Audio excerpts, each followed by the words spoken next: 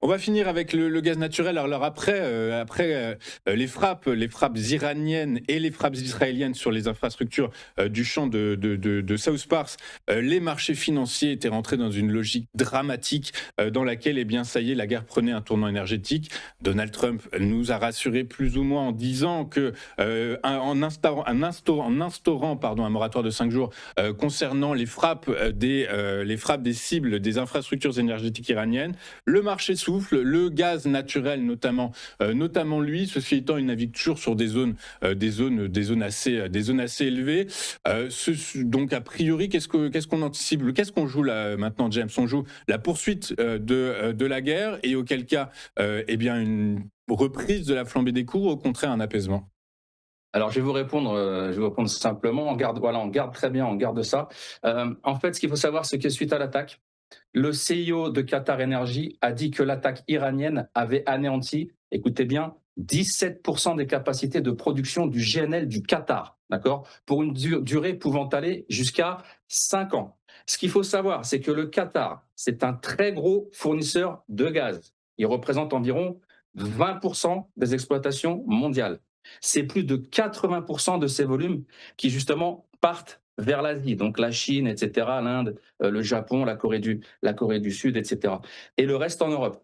Donc, bien sûr que cette attaque va faire monter les prix, il risque d'y avoir un choc d'offres et une panique au niveau des achats. Si on regarde le graphique de manière technique, ceux qui aiment beaucoup l'analyse technique et les figures chartistes, j'ai mon ami Nicolas Galland qui a sorti un super bouquin là-dessus aux éditions JDH de la FAT, les éditions de la FAT, etc. Vous le trouverez pendant le salon de l'analyse technique.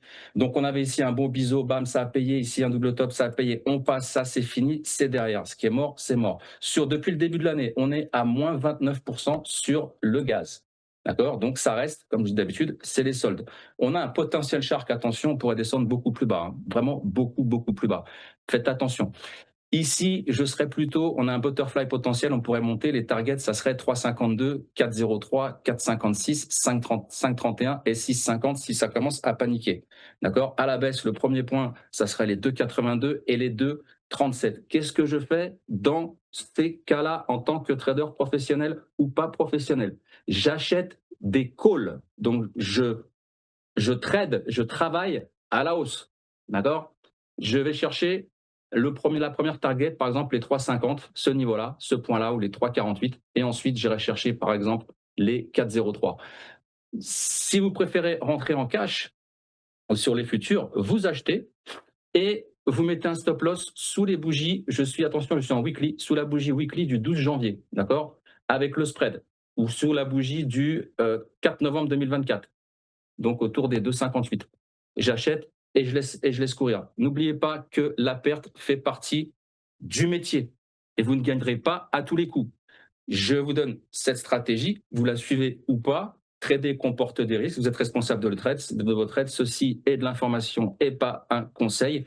La perte fait partie du métier, je ne gagne pas à tous les coups, heureusement. Et si je me plante, eh bien j'assume, ça fait partie du métier. Voilà. Exactement. La perte fait partie du métier. Après, des livres sur l'analyse technique, vous en citez un, il y en a des tas. Donc à vous de faire vos choix, hein, évidemment. À vous de faire vos choix. Merci beaucoup, James, d'avoir été avec nous ce matin. James Toiti, le loup de Zurich, trader pour compte propre, analyse technique et chroniqueur financier. Également, à très bientôt, James. Nous, de notre côté, on va marquer une courte page de publicité. On se retrouve pour la suite et la fin de cette édition dans un instant. À tout de suite.